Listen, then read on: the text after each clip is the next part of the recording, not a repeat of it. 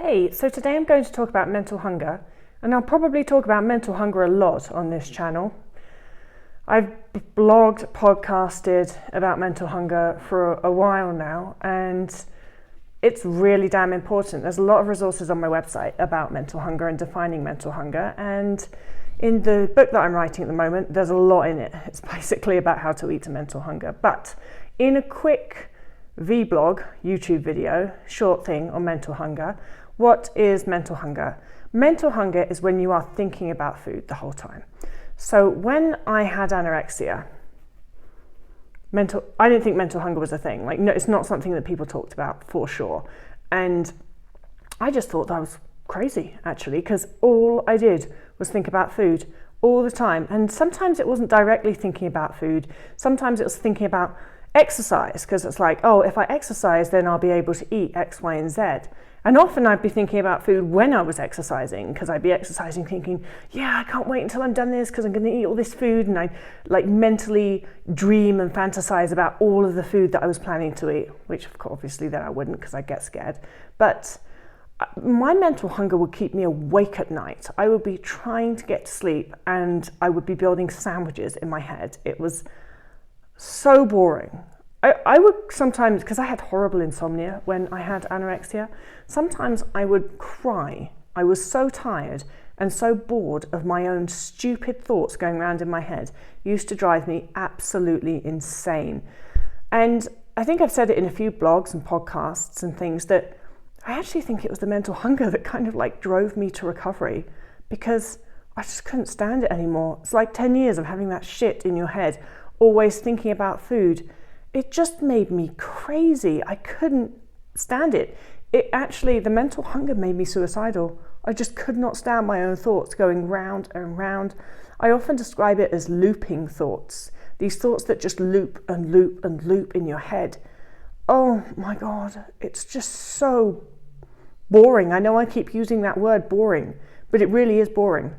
The cookbook porn, which I have done YouTube videos about, that's all to do with mental hunger. You know what I used to think was fun every evening? Sitting down and reading a cookbook. Do you know how messed up that is?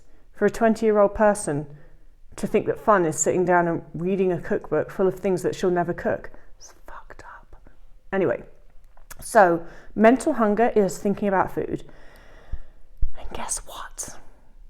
It's there for a reason. You're not crazy. Actually, it's entirely appropriate. If you're in malnutrition, or if you're restricting and you're not allowing yourself to have all the food that you really want, it's entirely appropriate that your brain's thinking about food. Because it's like your brain is saying, hello, hey, you, you, can you go and get some food, please? Can you go and get some food? Yeah, I want you to get this food. No, I don't want the salad. I want the burger and the pizza and the fries and the cheesecake and the ice cream, okay? Yeah, you. Oh, you're not doing what I say. Maybe I'll just ask again. Hello, you in there, can you go and get some food, please? That's what your brain's basically doing. And you might be thinking, well, why doesn't it just do physical hunger? I'm not physically hungry. Because that's what gets confusing, isn't it? It's like you're waiting for these physical hunger cues and they don't come. So you're like, well, I'm obviously just crazy. I'm not actually hungry, because if I was actually hungry, then I'd have a physical hunger cue. So I must just be mental. No, you're not mental. Actually, it's a really clever thing that your brain's doing. So imagine that your brain thinks that you're in a famine because you haven't been eating enough. So that's the only conclusion that it thinks is, relevant to come to. I'm talking about your brainstem area, the survival brain. It's like, not enough food coming in, must be in famine. And then your brain's like, well, if we're in a famine, it's probably not much food around. So there's not much point in doing a physical hunger cue. Because physical hunger cues, they cost more energy than mental hunger does. So if there's not that much food around anyway, what's the point in giving a physical hunger cue and wasting energy doing that? But your brain's also thinking, but it's super important that we get food because we're in malnutrition. So therefore, we need to still remind this human that they need to eat the whole time. So we'll just make them think about food. Mental hunger, because that's cheaper in terms of energy than delivering a physical hunger cue. So your brain's just being really smart. It's just saying Well, haven't got enough energy to just waste energy giving physical hunger cues. That would be stupid because there might not even be food around anyway, so what's the worth of the bother? But mental hunger cues are cheap, so we can just throw those out all the time, and if, there's food around, then the person will know to eat. And your brain's super smart, isn't it? So that makes total sense that it would do mental hunger and not physical hunger. Mental hunger is your body trying to communicate with you. It's trying to tell you that it needs more food.